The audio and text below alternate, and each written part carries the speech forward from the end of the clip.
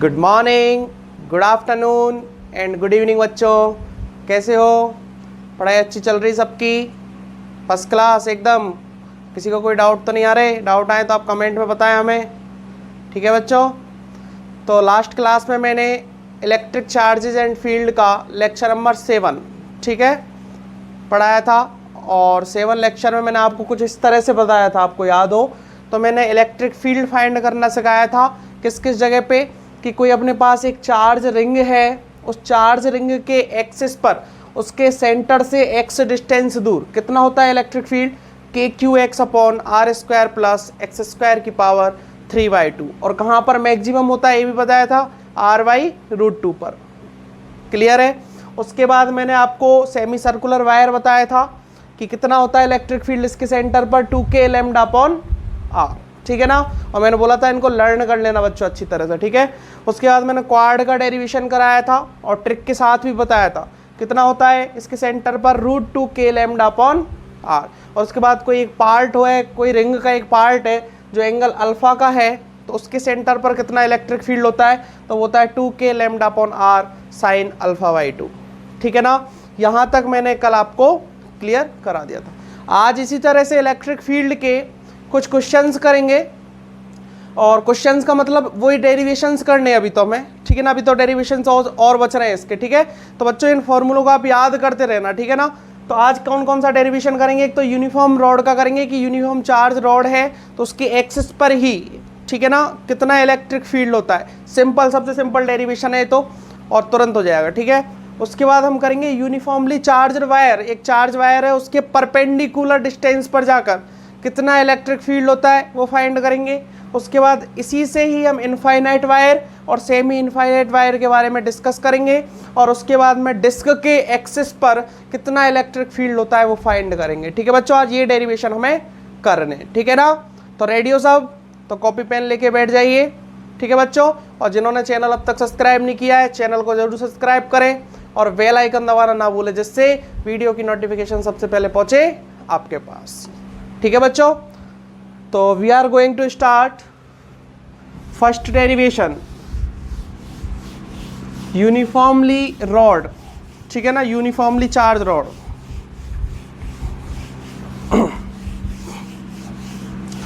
तो देखिए बच्चों, यूनिफॉर्मली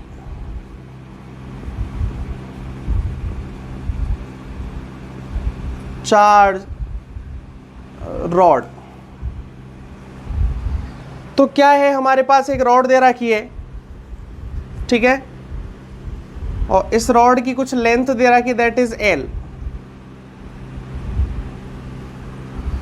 और ये यूनिफॉर्मली रॉड जो है उस पर टोटल पॉजिटिव चार्ज है और यूनिफॉर्मली चार्ज बटा हुआ है यहाँ पे। ठीक है बच्चों। और यहाँ से a डिस्टेंस दूर इसकी एक्सिस पर एक पॉइंट है, दैट इज P। ठीक है। और इस रॉड का जो चार्ज है दैट इज +Q। टोटल जो चार्ज है दैट इज +Q। तो अब हमें कैलकुलेट करना है कि इस रॉड के कारण इस P पॉइंट पर इलेक्ट्रिक फील्ड कितना होगा। ठीक है बच्चों। तो करते हैं। देखो, मैं आपको बता भी चुका था कि यूनिफॉर्मली के केस में लास्ट क्लास आपने पूरी देखी थी, कैसे चार्ज डिस्ट्रीब्यूशन होता है, कैसे लैम्डा का यूज करते हैं। ठीक है ना। तो वही कहानी हम यहाँ देखेंगे। तो याद रखना कि इसकी भी डेंसिटी दे रखी है क्वेश्चन में। ठीक है ना, लैम्डा। ठीक है ना। चार्ज डेंसिटी दे रखी है इसकी, लीनियर चार्ज डेंसिटी जिसको बोलते हैं। ठीक है ना। आपको अच्छी तरह समझाया था मैंने लास्ट क्लास में, what is the linear charge density. ठीक। तो अब इसके बाद मुझे करना क्या है कि देखो, समझना हम इन क्वेश्चनों में गलती क्या करते हैं। ठीक है ना। हम ये सोचते हैं कि जैसे कि L लेंथ है सर और ये Q चार्ज है, तो इसको हम सेंटर पर रख दें पूरे Q चार्ज को, और ये L/2 हो गई, ये A हो गई, और फॉर्मूला लगा देंगे KQ, और यहाँ KQ हो गया अपॉन A प्लस L/2 का होल स्क्वायर। सर ये हो जाएगा इसका आंसर।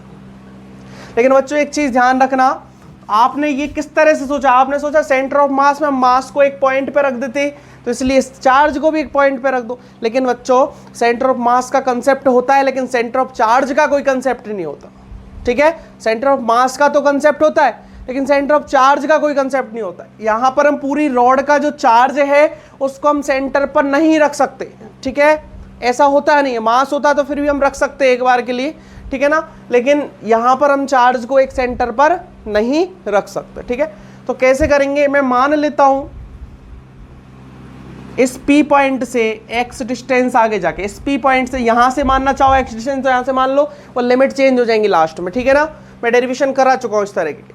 तो यहाँ से x डिस्टेंस पे जाके मैं एक छोटा सा एलिमेंट काट लेता हूँ इस रोड में से, और इस एलिमेंट की जो लेंथ है दैट इज द dx, और इस एलिमेंट पर जो चार्ज है that is the dq। Is that clear? अब देखिए इस dx एलिमेंट के कारण जो P पॉइंट पर इलेक्ट्रिक फील्ड होगा वो हम फाइंड कर लेते हैं, ठीक है ना। तो जैसे जैसे आप जितने भी एलिमेंट काटोगे, देखो dx के कारण आप यदि यहाँ पर इलेक्ट्रिक फील्ड देखते हो तो इस डायरेक्शन में आएगा, और मैं इसको नाम दे रहा हूँ dE, ठीक है बच्चों।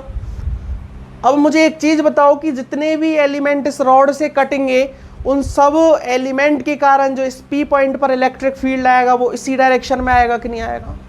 सब इसी डायरेक्शन में आएगा।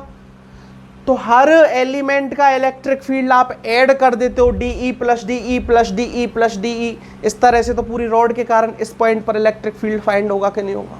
हो जाएगा बच्चों। तो देखो मैं करता हूँ E net is equal to integration DE, ठीक है ना। अब DE का इंटीग्रेट कर दो आप टोटल, तो we can find easily the net electric field at point P due to this rod, okay. तो E नेट, अब बच्चों लिखने की बात आती है DE की, तो इस एलिमेंट के कारण कितना इलेक्ट्रिक फील्ड है आप देख सकते हो कि what is the value of DE। तो DE is equal to K DQ, DQ क्या चार्ज है इस पे, और यहां से आता की लेंथ कितनी है x स्क्वायर, तो K DQ upon x square, okay.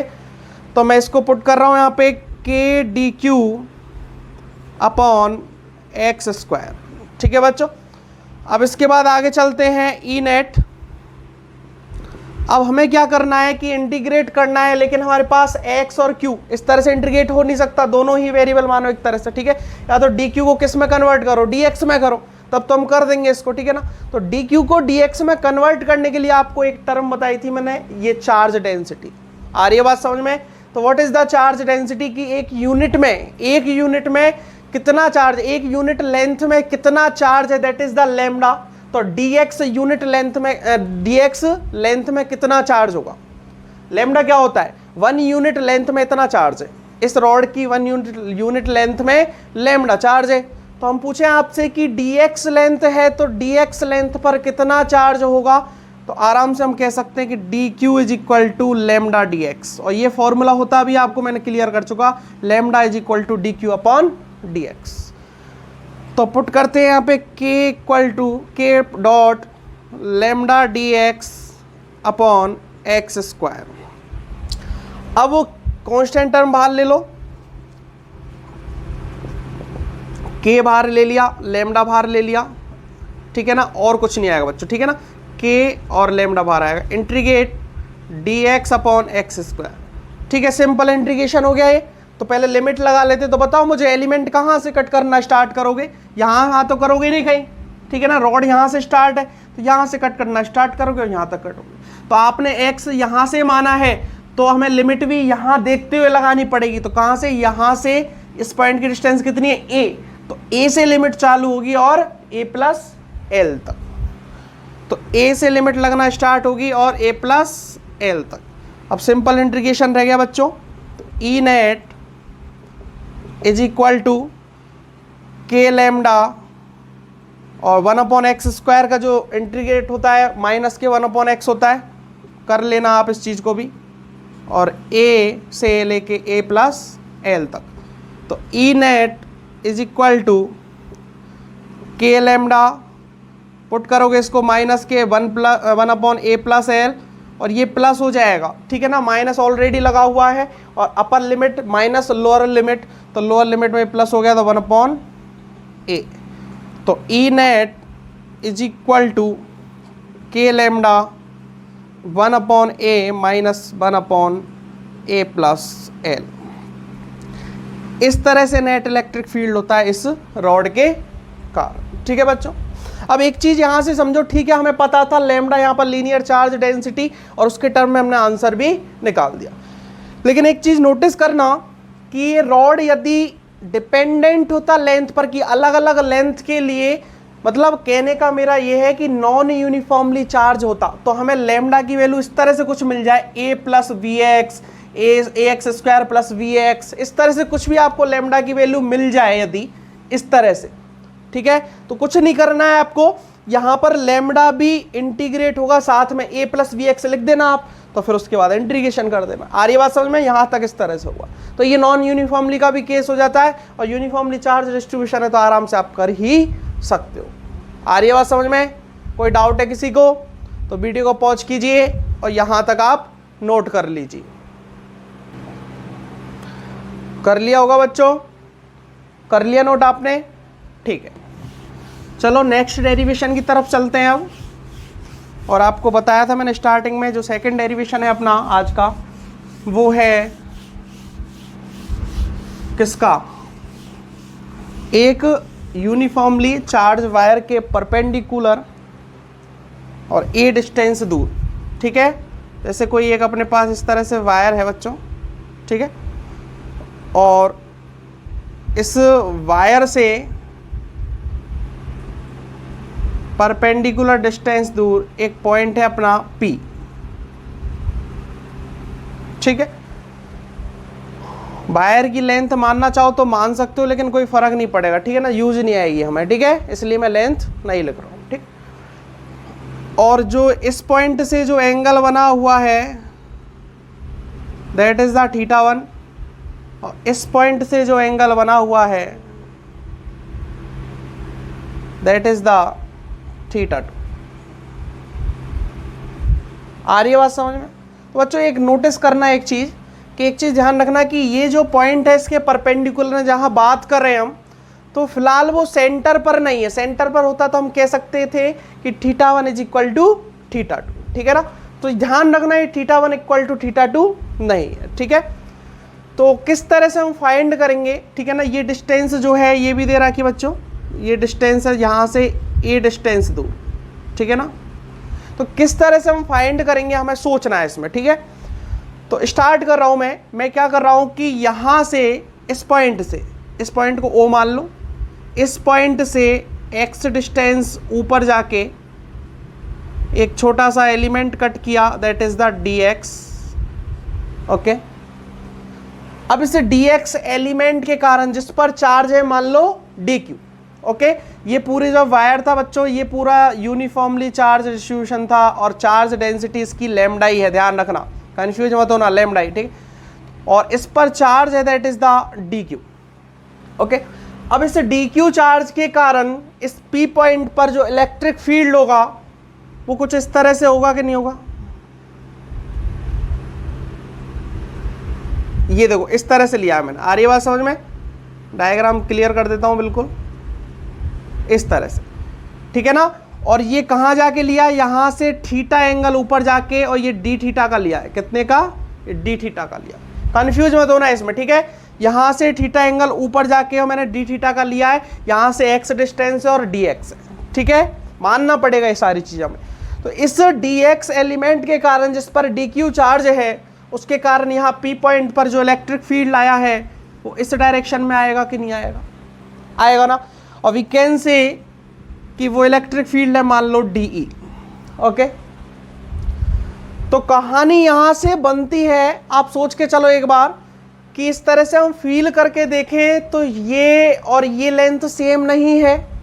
Okay, और जितने एलिमेंट यहां पर कटेंगे उतने एलिमेंट यहां पर नहीं कटेंगे, क्योंकि देखो फील हो रहा है कि छोटी लेंथ है और ये एक बड़ी लेंथ है। ओके, तो एलिमेंट पर डिपेंड करता है कि किधर नेट इलेक्ट्रिक फील्ड अपने पास बचेगा। तो एक बात बताओ, मान लो आप यहां भी एक एलिमेंट कट करते हो, उसका भी नेट इलेक्ट्रिक फील्ड इधर मान लो DE आता है, वही थीटा एंगल जाके और डी थीटा का कट करते हो यहां से x आके, ठीक है बच्चों। तो एक चीज आप नोटिस करना, यहां पर वर्टिकली और हॉरिजेंटली जो कंपोनेंट है वो कट नहीं होंगे, जो वर्टिकली है और जो हॉरिजेंटली है वो कंपोनेंट कट नहीं होंगे, ठीक है ना, क्योंकि जितने एलिमेंट यहाँ है उतने यहाँ पर नहीं है, तो नेट इलेक्ट्रिक फील्ड आप सोच के देखो इस चीज को कि जितने एलिमेंट यहाँ है उनके कारण जो नेट इलेक्ट्रिक फील्ड इधर आएगा उतने एलिमेंट इधर, इतने में मान लो तुम, तो ठीक है ना, इतने में है मान लो, तो उनके कारण जो नेट इलेक्ट्रिक फील्ड इधर आएगा, तो इतना तो वर्टिकल कंपोनेंट कट हो जाएगा, लेकिन इसका कारण तो वर्टिकल कंपोनेंट बचेगा कि नहीं बचेगा, बचेगा ना। तो यहाँ से वर्टिकल कंपोनेंट कट होना पॉसिबल नहीं है, कुछ ना कुछ नेट इलेक्ट्रिक फील्ड इसके वायर के हॉरिजेंटल भी रहेगा और वर्टिकली भी रहेगा। ओके, तो स्टार्ट करके देखते हैं कि मान लो मैं इसका कंपोनेंट करके देखता हूँ, ठीक है। तो एक कंपोनेंट इधर आएगा और एक कंपोनेंट इधर आएगा। ओके, तो नोटिस करना ये यहाँ से लाइन और ये लाइन, तो ये थीटा माना है तो दैट इज ऑल्सो थीटा, और डी का इधर जो कंपोनेंट आएगा that is the d E cos theta. यहाँ पर हमें दो फॉर्मूले याद करने पड़ेंगे, एक वर्टिकली का और एक पैरेलल का, ठीक है ना। तो अब यहाँ देखिए जो एक कंपोनेंट आएगा that is the d E sine theta. Okay बच्चों, एक सेकंड कैमरा देख लेता हूँ मैं, चलो स्टार्ट। तो डी ई साइन थीटा और D E cos theta. Okay, तो अब मैं इसका नाम दे रहा हूँ यहाँ पे ई परपेंडिकुलर, और इसको मैं नाम दे रहा हूँ ई पैरेलल। बहुत बुकों में ई एक्स और ई वाई भी दे देते, कोई डाउट मत करना इस चीज़ में, ठीक है। तो स्टार्ट करें हम डेरिवेशन यहाँ से। तो आप नोटिस कीजिए कि हम पहले एक बार ई परपेंडिकुलर फाइंड कर लेते हैं। तो ई परपेंडिकुलर जो होगा that is the integration of d E cos theta. देखो जितने भी डी ई कॉस थीटा आएंगे सबका आप इंटीग्रेट कर दोगे तो इस वायर के कारण नेट इलेक्ट्रिक फील्ड मिल जाएगा हमें परपेंडिकुलर डायरेक्शन में इजीली। तो we can find the E perpendicular. Okay, तो integrate of d E cos theta. अब हमें फाइंड करना है कि what is the d E, तो डी इजीली हम फाइंड कर सकते हैं। मैं साइड में लिख देता हूं इस चीज को, what is the d E.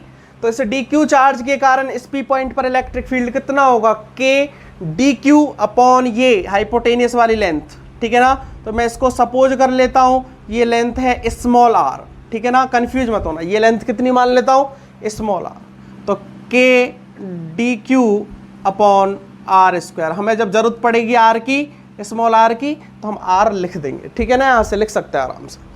तो ई perpendicular is equal to k d q upon small r square, और what is the cos theta, ठीक है ना।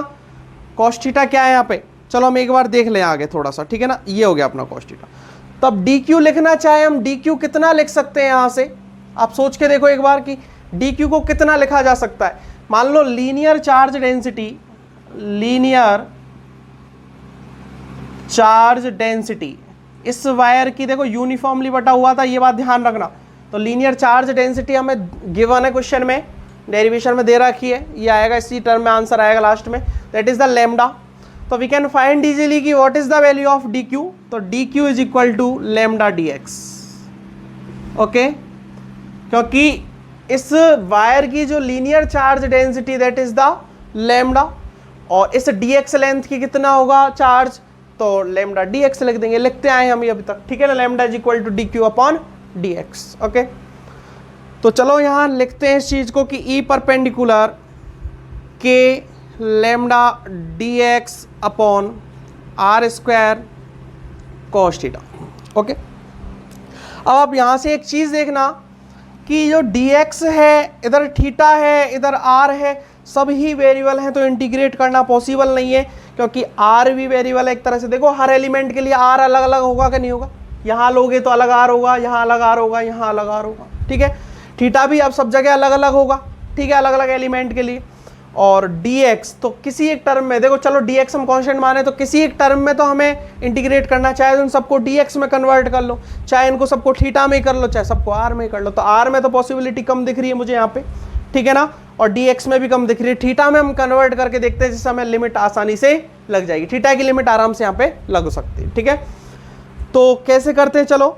तो आप मुझे एक बात बताओ, ये जो आपको ट्राइंगल दिख रहा है, ये वाला और ये वाला और ये वाला, ठीक है, यहाँ से मैं बोलूँ आपसे कि what is the tan theta, तो कोई बता सकता है कि टेन थीटा कितना होगा। तो यहाँ से टेन थीटा होगा x अपॉन ए, ठीक है। तो x अपॉन ए। अब बच्चों केवल इंटीग्रेशन बचा है, ये आना चाहिए हमें कैसे कन्वर्ट करना, ठीक है। तो what is the value of x, तो x is equal to a tan theta, और यदि मैं डिफ्रेंशिएट कर देता हूं विद रेस्पेक्ट टू थीटा तो dx अपॉन डी थीटा, तो a और tan थीटा का होगा sec square theta. Okay, differentiate होता है tan थीटा का sec square theta. What is the value of dx, तो dx is equal to a sec square theta और d theta. Okay बच्चों, क्लियर है यहाँ तक। अब यदि बात करें, चलो dx को हम कन्वर्ट कर चुके हैं थीटा में, अब हमें r को भी कन्वर्ट करना पड़ेगा। तो इस ट्राइंगल से आप cos थीटा देखिए एक बार, what is the cos theta, तो we can say cos theta होता है अपना बेस अपॉन हाइपोटेनियस, तो what is the base a, hypotenuse r, तो we can find easily cos theta, तो cos theta is equal to a upon, ठीक है, base upon hypotenuse, तो what is the value of r, तो r is equal to a upon cos theta होगा, और मैं इसको लिख रहा हूँ r a sec theta, 1 upon cos theta क्या होता है, सेक थीटा होता है। ठीक है बच्चों, अब यहाँ से देखिए, ठीक है चलो थीटा की टर्म में आर की वैल्यू आ गई, तो हमें आसानी हो गई क्वेश्चन को करने में। तो हम वैल्यू पुट करते हैं एक बार, तो ई perpendicular is equal to integration k lambda d x, कितना है बच्चों, कितना है अपना d x, a sec square theta और डी थीटा, और नीचे कितना है आर स्क्वायर, तो आर स्क्वायर कितना है a square sec square theta, a square sec square theta, और हमारे पास cos थीटा ऑलरेडी है, तो इसको cos थीटा को भी हम लिख देते हैं। देखो बच्चों, सेक स्क्वायर थीटा से सेक स्क्वायर थीटा गया, और एक ए से एक ए गया। ओके, ठीक है यहाँ तक। तो ई परपेंडिकुलर के लैम्डा बाहर कांस्टेंट है, ले लो, इंटीग्रेशन क्या बचा ऊपर बच्चों, ए भी कांस्टेंट है कि मेरे हिसाब से ए कांस्टेंट, ठीक है ना, तो आप ए को भी बाहर ले सकते हो। ठीक है, नीचे बचा है बच्चों ए नीचे, ठीक है ना, तो इंटीग्रेशन कितना बचा, cos थीटा और डी थीटा का। अब बच्चों बात करते हैं लिमिट, ठीक है ना, तो लिमिट कैसे स्टार्ट करोगे, तो इस पॉइंट से आप नोट कीजिए, तो यहाँ से आपने यहाँ से माना है थीटा इस पॉइंट पे से, ठीक है, तो नीचे से चालू करोगे तो कितना एंगल है ये, थीटा 1 ऊपर थीटा 2, तो माइनस थीटा 1 से नेगेटिव में जाओगे, माइनस थीटा 1 से और थीटा 2 तक, यहाँ से यहाँ तक ही तो लिमिट कटेंगी, ठीक है ना, तो मैं लिमिट लगा देता हूँ इसकी माइनस के थीटा 1 से थीटा 2 तक। ठीक है, तो अब हम यहाँ से वैल्यू पुट कर लेते हैं इसकी, पहले इंटीग्रेट करके। बच्चों मैं इसको थोड़ा सा रफ कर रहा हूँ, आप वीडियो को पॉज करके नोट कर लेना इस चीज़ को, ठीक है। अब यहाँ से देखिए बच्चों कि e perpendicular is equal to k lambda upon a, integration cos theta का होता है sin थीटा, तो sin थीटा और लिमिट लगी अपनी माइनस थीटा 1 से थीटा 2 तक। ओके बच्चों, ऐसे क्वेश्चनों में थीटा मान लिया मैंने, लेकिन अल्फा और इस तरह से माना करो, बहुत अच्छा रहता है उससे, ठीक है, कंफ्यूजन नहीं होता थीटा थीटा क्या चल रहा है। ठीक है, तो ई perpendicular k lambda upon a, limit लगाओगे तो साइन थीटा 2 माइनस और साइन और माइनस के अंदर थीटा 1, तो finally we get E perpendicular k lambda upon a sine theta 1 plus sine theta 2। Okay, क्योंकि माइनस है साइन के अंदर तो ये प्लस कर देगा इसको बाहर आके, तो ये हमें परपेंडिकुलर कंपोनेंट मिला है E lambda is equal to k lambda upon a sine theta 1 plus sine theta 2। Okay, तो इसी तरह से हम अब डी ई साइन थीटा को इंटीग्रेट करेंगे। तो बच्चों एक चीज़ ध्यान रख लेना, डी साइन थीटा को इंटीग्रेट करोगे तो cos थीटा की जगह यहाँ साइन थीटा आ जाएगा, बाकी इधर की टर्म तो सेम चलेंगी, ये साइन थीटा रहेगा, यहाँ साइन थीटा और लास्ट में साइन थीटा का इंटीग्रेशन होगा केवल। ठीक है, मैं कर देता हूँ दोबारा से। ठीक है, तो क्लियर है यहाँ तक, वीडियो को पॉज करके आप आराम से इसको नोट कर लेना। ठीक है, तो we are going to start its horizontal component. ठीक है ना, हॉरिजेंटल कंपोनेंट से मैं स्टार्ट करने जा रहा हूँ। ये फॉर्मूला बच्चों याद रखना, बहुत काम आने वाला, 2 फॉर्मूले आएंगे यहाँ पर। ठीक है ना, तो देखिए अब मैं निकालता हूँ मैं ई पैरेलल, तो E parallel integration D E sine theta, D sine theta होना है, अब ज़्यादा टाइम नहीं लगेगा इस चीज़ में। तो ई पैरेलल डी कितना है बताओ, k d q upon small r square sine theta, वही हमें कन्वर्ट करना है, सारी कहानी अभी बताई है मैंने। तो E parallel integration k d q कितना है, लैम्डा डी एक्स, तो we can find lambda d x upon small r square sine theta. ठीक है ना, इसके बाद ई पैरेलल के लैम्डा बाहर ले लो, ठीक है ना, या फिर वैल्यू पुट कर लो पहले के lambda. What is the D x अभी आया था ए सेक स्क्वायर थीटा, आया था नहीं आया था, तो a sec square theta upon r square कितना है, तो आर स्क्वायर भी कुछ इस तरह से आया था, क्या है कॉस थीटा लगाया था ना इसमें, तो कॉस थीटा लगाया तो ए अपॉन आर लिख लो, तो are sec A sec theta आया था, ठीक है ना, तो ए स्क्वायर सेक स्क्वायर थीटा, और इधर क्या चल रहा है अब की बार साइन थीटा चल रहा है, ठीक है ना, क्लियर, और डी थीटा और आया था बच्चों इसके साथ, तो ई पैरेलल ये कट गए थे, एक ए से एक कट गया था, तो के लैम्डा अपॉन ए और integration sine theta into d theta. What is the integration of sine theta minus के कॉस थीटा, तो we can find easily the value of E horizontal, तो के लैम्डा अपॉन ए बच्चों limit लग जाएगी minus के theta 1 से theta 2, वही limit लगेंगी सेम, तो माइनस के कॉस थीटा और माइनस के थीटा 1 से थीटा 2, ई हॉरिजॉन्टल के लैम्डा अपॉन ए, इसको रखोगे तो माइनस के कॉस थीटा 2 और माइनस प्लस हो जाएगा और कॉस माइनस के थीटा 1। क्लियर है, कोई दिक्कत है क्या?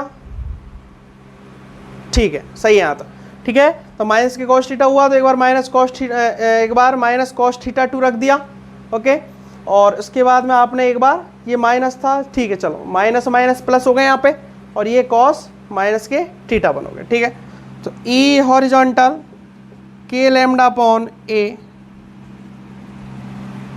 यहाँ पर बच्चों एक चीज़ ध्यान रखना कि जो माइनस है ना वो प्लस नहीं होगा, माइनस ही रहेगा, ठीक है, ये माइनस ही रहेगा, ठीक है, अब प्लस होगा ये आगे, तो cos theta 1 minus cos theta 2, इस तरह से हमारे पास क्या आएगा, ई हॉरिजॉन्टल आएगा। तो इसको नोट कर लेना, और इससे पहले जो डेरिवेशन कराया था, डेरिवेशन मतलब इसी का ही जो पार्ट कराया था मैंने परपेंडिकुलर, तो हमेशा याद रखना कि जो ई परपेंडिकुलर होता है दैट इज द कितना होता है k lambda upon a sine theta 1 plus sine theta 2, और ई पैरेलल होता है वो होता है k lambda upon a cos theta 1 minus cos theta 2। Okay, कोई डाउट है यहाँ तक? नहीं है ना? तो आप एक चीज़ नोटिस करना कि यहाँ पर थीटा 1 और थीटा 2 को हमेशा याद रखना, क्योंकि चलो परपेंडिकुलर वाले में तो दोनों ऐड हो रहे हैं sign theta 1 plus sine theta 2, वहाँ कन्फ्यूजन नहीं होगा, लेकिन यहाँ cos theta 1 minus cos theta 2, ठीक है ना, तो छोटा एंगल पहले आएगा और बड़ा एंगल बाद में आएगा, आप यहाँ से देख लो, ओके, तो छोटा एंगल माइनस बड़ा एंगल इस तरह से आएगा, ठीक है, तो इस तरह से फॉर्मूले याद कर लेना, ठीक है, वीडियो को पॉज कीजिए और नोट कर लीजिए यहाँ तक। ये बच्चों माइनस ही चल रहा था यहाँ पे, ठीक है, ध्यान रखना, ये प्लस ही था, यहाँ पे कंफ्यूजन हो गया था अपने को, cos theta 1 minus cos theta 2, ठीक है, इस तरह से कर लिया बच्चों, यहाँ तक कर लिया गया, ठीक है, तो मैं रफ कर रहा हूँ, ठीक है। अब क्वेश्चन में ध्यान रखना, कभी ऐसे पूछ ले कि इस वायर के बीचों बीच बात करनी है, ठीक है ना, तो बीचों बीच बात करनी तो थीटा 1 इक्वल टू थीटा 2 हो जाएगा, ठीक है ना, थीटा 1 इक्वल टू थीटा 2 हो जाएगा, तो उस तरह से हम निकाल देंगे, ठीक है ना, तो इस तरह से ही हो सकता है, ठीक है। अब बात करते हैं इसके बाद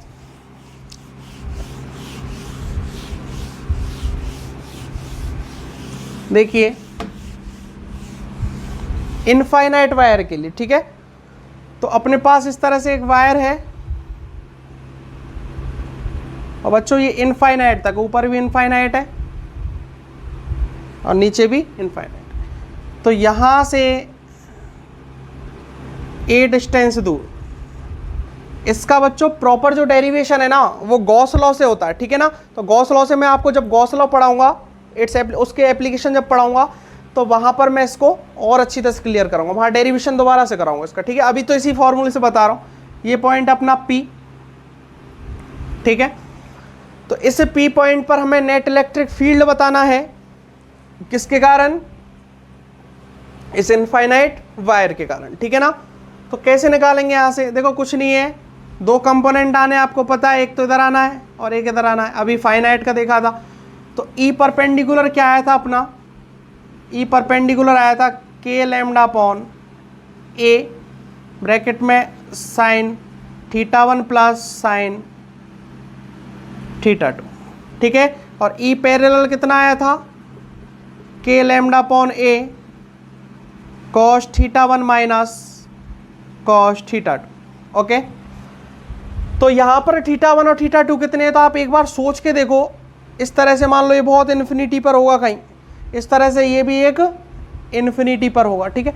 तो जब ये बहुत नीचे होगा, ये बहुत ऊपर होगा, तो we can say that is the pi by 2 और that is also pi by 2। आ रही है बात समझ में? इनफाइनाइट का मतलब ये जो एंगल हो जाएंगे, एक बात बताओ, ये मान लो यहाँ पाथ कर रहे हो बिल्कुल पॉइंट पास में, ठीक है ना, तो ऊपर जाओगे नीचे जाओगे तो पाई बाई टू नहीं होगा ये क्या, ठीक है ना। तो इनफाइनाइट का मतलब ये हो गया। ओके, कहाँ मिलेंगे पता ही नहीं हमें। एक्चुअलिटी में आप इनफाइनाइट से मतलब समझते क्या हो, देखो मैं बताऊँ आपको इनफाइनाइट होता क्या है। इस रॉड के लिए हम बात करें कि यहाँ पर कैसे इनफाइनाइट है, तो एक चीज नोटिस करना कि इस वायर के कंपैरिजन में, इस वायर की लेंथ के कंपैरिजन, मान लो वायर की लेंथ है 10 मीटर। ओके, कितनी है? 10 मीटर। और हमें इलेक्ट्रिक फील्ड फाइंड करना है 1 mm पे, 1 मिलीमीटर पे, ठीक है ना, यहाँ से बिल्कुल पास में। तो मुझे एक बात बताओ कि इस सेपरेशन जो बीच की अपने देखी है, उस सेपरेशन के कंपैरिजन में इस वायर की जो लेंथ है बहुत ज़्यादा है कि नहीं है? तो इस तरह से हम इनफाइनाइट सोचते हैं। आ रही बात समझ में कि इस सेपरेशन के कंपैरिजन में जो वायर की लेंथ है बहुत ज़्यादा है, तो we can find easily the angle of this and the angle of this pi by 2। Okay, तो वी कैन थीटा 1 और थीटा 2 की वैल्यू हम पुट कर रहे हैं यहाँ पे। तो ई परपेंडिकुलर, तो k lambda upon a sine pi by 2 plus sine pi by 2, तो pi by sine pi by 2 sine pi by 2 1 plus 1 2 हो गया। तो ई perpendicular is equal to 2k lambda upon a. बच्चों कोई भी फॉर्मूला याद रहे या ना रहे, लेकिन इस फॉर्मूले को याद जरूर कर लेना, ठीक है ना। बहुत काम आने वाला है फॉर्मूला, सबसे ज़्यादा काम आने वाला है। और इसको कैसे याद कर सकते हो कि सेमी सर्कुलर रिंग का कितना होता है electric field, 2k lambda upon r. Okay, तो उसी तरह से सेम होता है दोनों का फॉर्मूला, ठीक है। ये भी 2k लैम्डा अपॉन ए होता है। Okay, perpendicular component.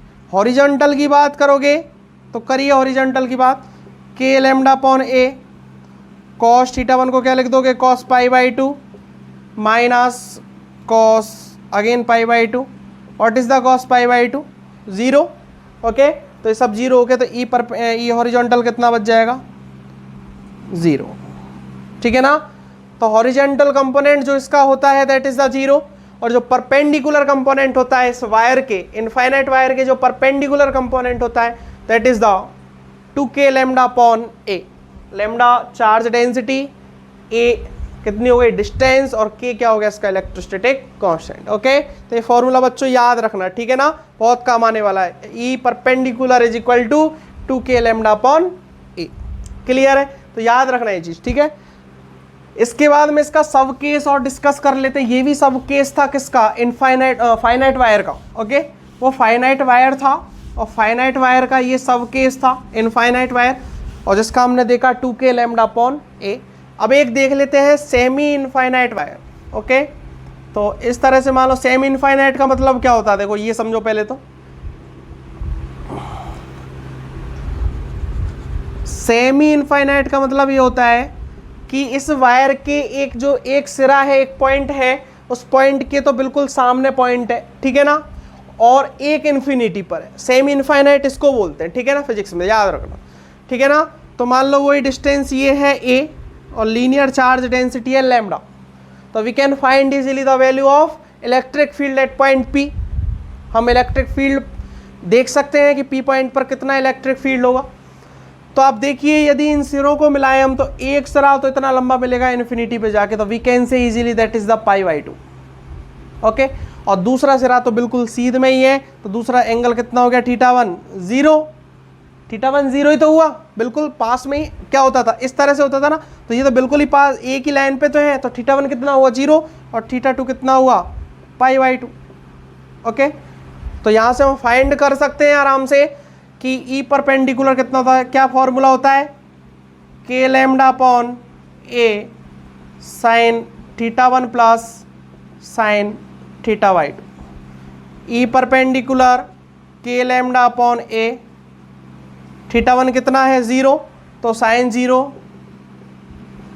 Plus sine pi by 2। What is the sine pi by 2? 1 and sine 0 is equal to 0। Okay, तो finally E perpendicular is equal to k lambda upon a. अब बात करें इसके horizontal component की, तो ई horizontal k lambda upon a cos theta 1 minus cos theta 2। What is the theta 1 and theta 2? Theta 1 is equal to 0 and theta 2 is equal to pi by 2। तो finally E horizontal is equal to k lambda upon a cos theta 1 कितना है 0 minus cos pi by 2।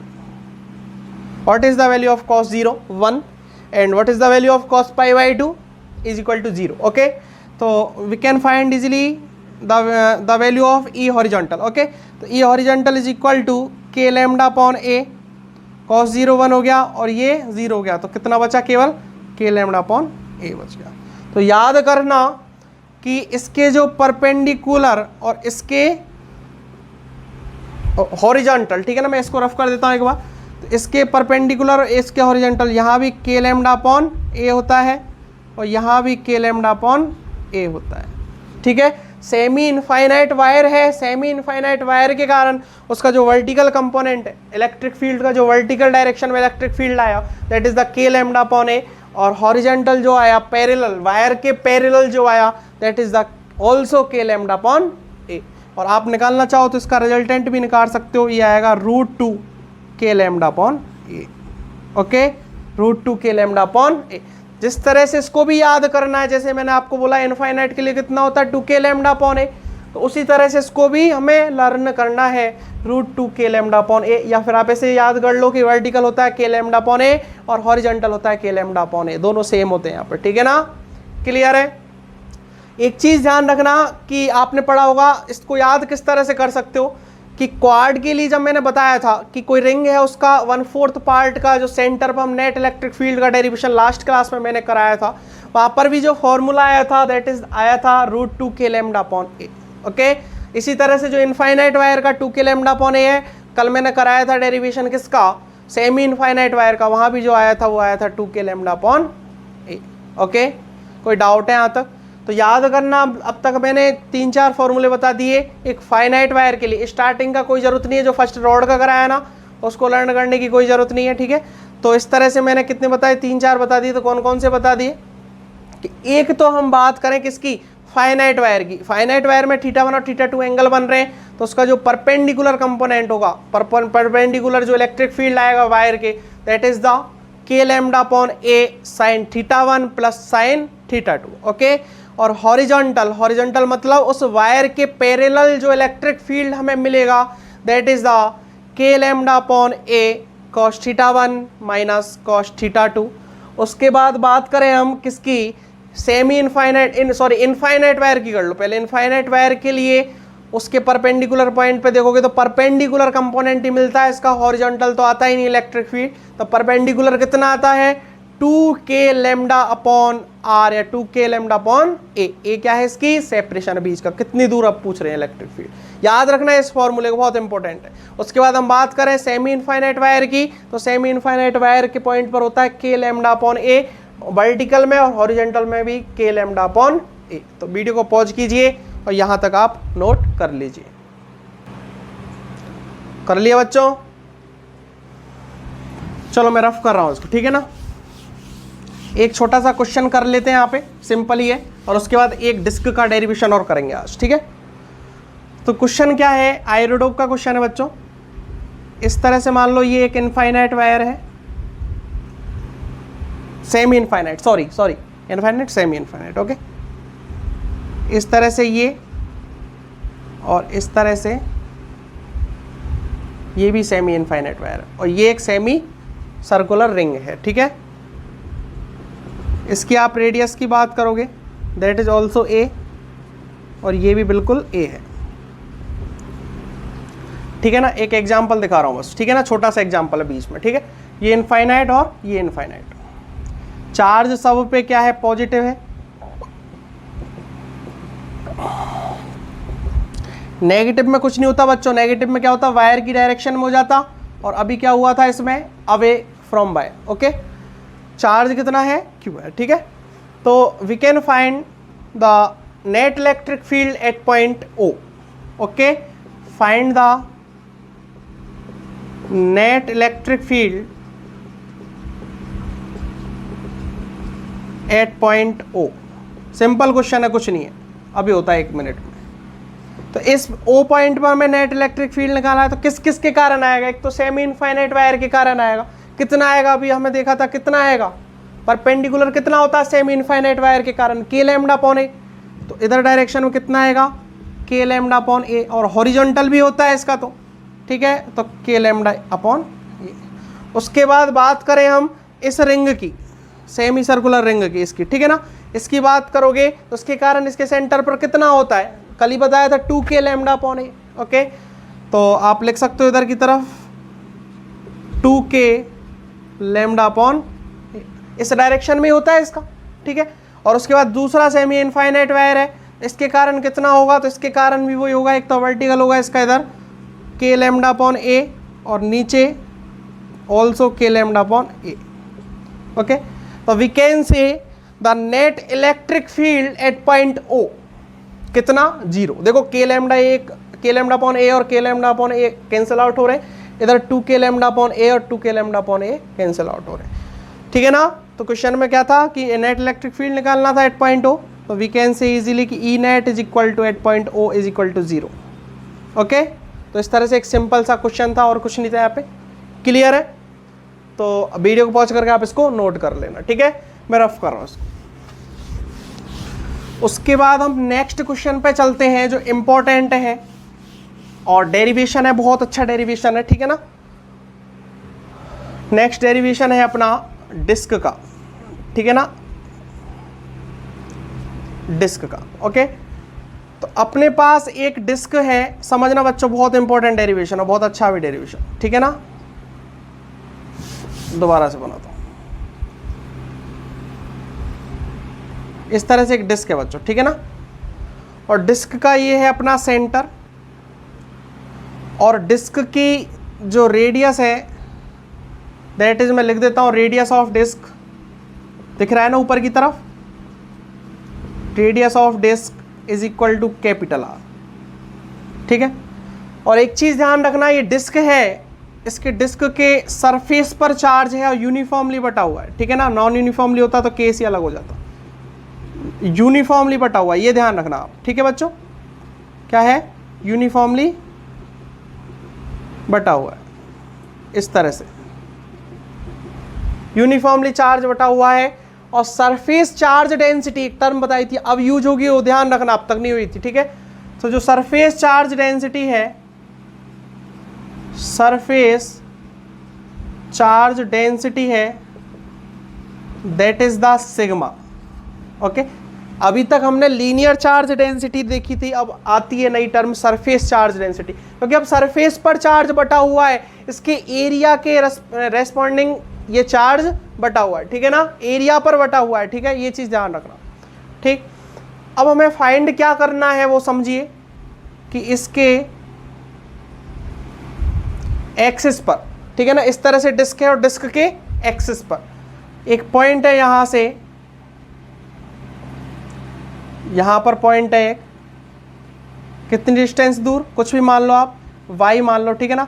तो y distance दूर जाके एक point है, तो यहां पर हमें नेट इलेक्ट्रिक फील्ड बताना है कि कितना नेट इलेक्ट्रिक फील्ड होगा। जैसे आपने रिंग का डेरिवेशन किया था कि रिंग पर चार्ज है q और उसके एक्सिस पर x डिस्टेंस दूर, वही है। देखो रिंग मैंने इस तरह से रख दी थी, इसको मैंने ऐसे रख दिया, ठीक है ना।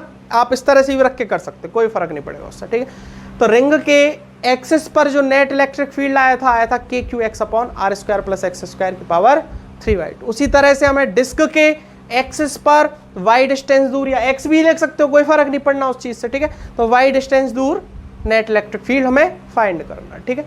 तो हमें करना क्या है कि 11th क्लास में आपने पढ़ लिया होगा कि एलिमेंट कैसे लेते हैं यहाँ पे, तो ये चीज़ तो आपको दिख रही होगी कि हमें एलिमेंट कट करना पड़ेगा, ठीक है। तो मैं इस डिस्क में एक एलिमेंट कट कर रहा हूँ और वो एलिमेंट है एक रिंग,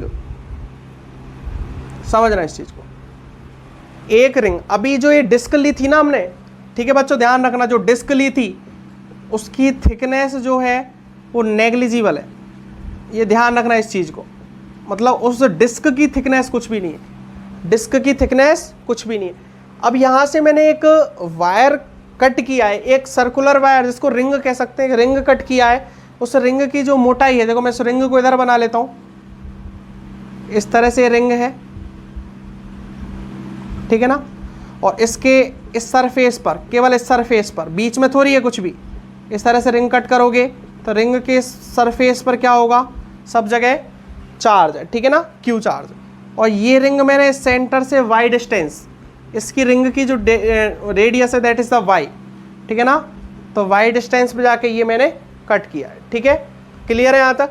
और इस रिंग की जो मोटाई है that is the d y, ये भी ध्यान रखना, ठीक है, रिंग की मोटाई कितनी है, थिकनेस कितनी है, समझ रहे हो ना आप। ये एक इस तरह से मान लो कोई एक, इसको सपोज करना, ठीक है, ये क्या है, एक डिस्क है, ओके, तो डिस्क के सेंटर से वाई डिस्टेंस दूर जाके एक एलिमेंट कट किया दैट इज द रिंग, एक एलियो और दूसरा एक तरफ, तो इतनी मोटाई का एक एलिमेंट कट करके बाहर निकाल लिया, ठीक है, डी वाई मोटाई का, और ठीक है, वाई डिस्टेंस दूर जाके, तो we can find easily that is the ring. और इस रिंग के कारण, इस पी पॉइंट पर, इस एलिमेंट के कारण जिसकी मोटाई डी वाई है, तो इस एलिमेंट के कारण जो इस रिंग पर नेट इलेक्ट्रिक फील्ड होगा तो वो कितना होगा, मैं मान लेता हूं that is the d E, okay, कितना। और डायरेक्शन आपको पता ही है इस चीज का, डायरेक्शन आपको पता नहीं है कि डी कितना होगा, क्लियर है, डायरेक्शन पता ही है, डी ऊपर की साइड होगा कि नहीं होगा, रिंग से एक्सिस पर चलोगे तो रिंग इधर की तरफ ही होता है, नेगेटिव होता है इधर की तरफ हो जाता, रिंग की तरफ हो जाता, अभी तो अवे फ्रॉम द रिंग होगा, ओके। तो now we can find the value of d, ठीक है, फर्स्ट अपना काम यही है, हम डी की वैल्यू फाइंड करते हैं, ठीक है। अब मुझे एक बात बताओ, जितनी भी रिंग यहाँ पर कटेंगी, जितने भी एलिमेंट कटेंगे, वो सारे एलिमेंट के कारण इस पी पॉइंट पर हम इलेक्ट्रिक फील्ड देखेंगे तो सारे ऊपर की डायरेक्शन में होगा कि नहीं होगा, ऊपर की डायरेक्शन में होगा, ठीक है। तो हम कह सकते हैं कि आप इंटीग्रेशन कर दो डीई का, तो we can find the easily of the net electric field at point P due to this disc, okay. मैं कहने का मतलब ये है कि हम ये कहना चाह रहे हैं कि इस D का आप इंटीग्रेशन कर दो, क्योंकि जितने D सब एक ही डायरेक्शन में आएंगे और अवे फ्रॉम द डिस्क आएंगे, ओके। तो सब D का आप इंटीग्रेट कर दो, तो we can find the net electric field at point P due to this disc, इस डिस्क के कारण जो नेट इलेक्ट्रिक फील्ड होगा P पॉइंट पे हमें मिल जाएगा, ओके। तो चलो करते हैं, तो what is the value of D, चलो पहले डी लिख लेते हैं यहाँ से, ठीक है ना, what is the value of D, okay. तो एक चीज और बता दूं कि इस डिस्क है, ये रिंग जो कट की है, इस पर चार्ज डी क्यू, सपोज कर लो इस चीज को, ठीक है। चलो लिखते हैं के क्यू कितना है, रिंग के कारण इसके एक्सिस पर कितना होता है, k q x upon r square plus x square की पावर 3/2, मैंने बोला था इसको लर्न भी कर लेना, बहुत इंपॉर्टेंट है। तो के क्यू कितना, डी क्यू, एक्स कितना, एक्स क्या होता था, डिस्टेंस होती थी ये, तो k d Q Y upon, उसके बाद में r square plus x square क्या होता था, उस रिंग की रेडियस का स्क्वायर प्लस उस डिस्टेंस का स्क्वायर, ठीक है। तो कह सकते हैं यहाँ से बच्चों, दोनों ही वाई कैलकुलेट कर दिया, ये एक्स मान लो इसको, ये भी वाई हो गया, ये भी वाई हो गया, ठीक है, ठीक है ना। तो के डी क्यू एक्स मान लो इसको, ठीक है, दोनों ही चीज वाई हो गई, ये भी वाई मान लिया और ये भी वाई मान लिया, किसी एक को एक्स मान लो, कोई फर्क नहीं पड़ रहा, इसको आप एक्स मानोगे तो इसको डी एक्स कर देना, और यदि इसको मान लोगे तो कोई दिक्कत नहीं, ठीक है ना। तो k d q x upon under root में x square plus y square, that is the value of d. समझ में आया क्या, देखो समझो मेरी बात, रिंग के कारण कितना होता है नेट इलेक्ट्रिक फील्ड उसके एक्सिस पे, k q x upon r square plus x square की पावर 3/2, ये अंडर रूट में और लिख दिया बोलते हैं ना, गलती होती रहती है तो फिर होती चालू हो जाती है, वो चालू ही, दिमाग ऐसे ही चलता है फिर, ठीक है। चलो देखो, तो k d q x upon x square plus y square की पावर 3/2, तो जो रिंग है, समझो मेरे प्यारे बच्चों कि जो रिंग है, उस रिंग के एक्सिस पर जो नेट इलेक्ट्रिक फील्ड होता है एक्स डिस्टेंस ऊपर जाके, that is the k q x upon r square plus x square की पावर 3/2। इज इट क्लियर, ये तो क्लियर है ना। तो अब इस रिंग ने जो एलिमेंट कट किया है ना, उस एलिमेंट कट करने के कारण जो एक्स डिस्टेंस ऊपर जाओगे पी पॉइंट पर, तो जो नेट इलेक्ट्रिक फील्ड इतना होगा कि नहीं होगा, क्योंकि मैं मान लेता हूं कि इस पर चार्ज डी क्यू है, तो k d q x upon x square plus y square की पावर 3/2, ठीक है। चलो डी क्यू की वैल्यू हम लिख सकते हैं क्या, अब तक बच्चों हमने लैम्डा पढ़ा था, लीनियर चार्ज डेंसिटी, वहां हमने लिखा था d q is equal to lambda d x, तो यहाँ क्या लिखोगे, d q equal to sigma d a, क्योंकि सिग्मा क्या होता है, सरफेस चार्ज डेंसिटी, ठीक है ना, इसको एरिया चार्ज डेंसिटी भी बोलते हैं, ठीक है, charge per unit area, what, charge per unit area, okay. तो यहां से डी क्यू की वैल्यू निकालें तो what is the value of d Q, ये आएगी सिग्मा डॉट डी, लिख सकते हो कि नहीं लिख सकते? मैंने बताई थी आपको लास्ट से लास्ट जो क्लास थी उसमें लास्ट मैंने 5 मिनट्स यही डिस्कस किया था, आप देख सकते हैं वहां पे डिस्क्रिप्शन में आपको लिंक मिल जाएगी, ठीक है। तो डी की is equal to sigma d a लिख सकते हो। What is the sigma, what is the sigma, surface charge density, okay, charge per unit area. तो sigma is equal to d q upon d A, okay, ठीक है ना। वही lambda की तरह फील लेके देखो यहाँ से, अब एरिया में बढ़ रहा है इसलिए डी ए लिख दिया, नहीं तो वहाँ रॉड की लेंथ पर था तो डी एक्स लिख दिया था, ओके, ठीक है। तो मैं डी क्यू की वैल्यू लिख दूँ तो d E is equal to k d q लिखता हूँ सिग्मा डी ए, और एक्स चल ही रहा है upon x square plus y square की power 3/2, that is the value of d E, ठीक है। चलो मैं यहाँ लिखता हूँ इस चीज़ को बच्चों एक बार, है ना, ठीक है, इस चीज़ को मैं लिखता हूँ, ठीक है। अब एक चीज़ और कर सकते हैं यहाँ से, करना चाहे तो इसमें कर दूंगा मैं आगे, ठीक है। अभी डी को और खोल देंगे, ठीक है। ई इज इक्वल टू कितना आया, k sigma d a x upon x square plus y square की पावर 3/2, ओके। तो what is the value of D a, d a कितना है इसका, समझो डी ए कितना है इस रिंग का, तो डी ए हम निकाल सकते हैं, समझो इस रिंग को मान लो बीच में से कट कर दो, ठीक है ना, इस तरह से रिंग है, और रिंग कट करके इसको सीधा कर दो, प्लेन कर दो, ठीक है ना।